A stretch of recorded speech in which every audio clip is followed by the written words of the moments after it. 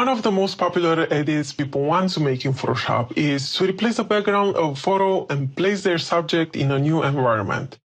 Not only is this a popular edit, but it's the perfect example of the powerful things you can do once you learn the basics of Photoshop: layers, selections, and masks. Replacing a background can seem quite an intimidating thing, but it's really not. At its core, all you're doing is making a selection and applying a mask, both of which we covered in the tutorials in this series. Let's walk through a practical example. Here is a photo of a dog, but instead of the solid background, we want to put him in front of a mountain landscape at sunset. We'll start by making a selection of the dog. You could use the Quick Selection tool or the Select Subject command, both techniques that we covered in the tutorials in this series. This selection tells Photoshop that we want to keep the dog.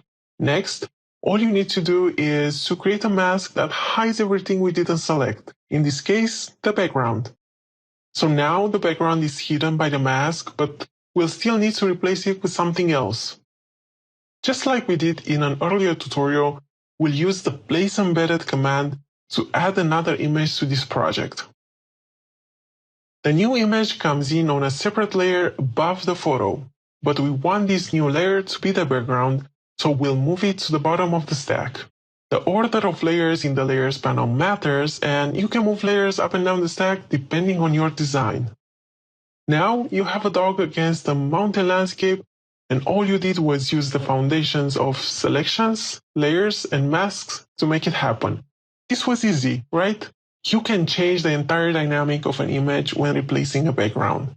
And you would use the same principles to create other kinds of composites, like replacing the sky in this image and adding shadows by using another image, or changing the background to a solid color and combining elements of a new image, as with these vibrant flowers here.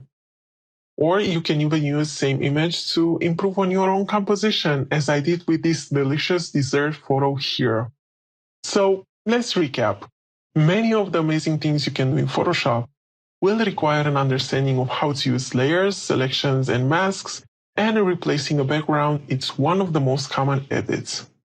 In essence, all you really do is just selecting the foreground elements in an image and using layer masks to hide the background. Finally, you bring another image into your project and place it at the bottom of the layer stack as the new background. Now is your turn.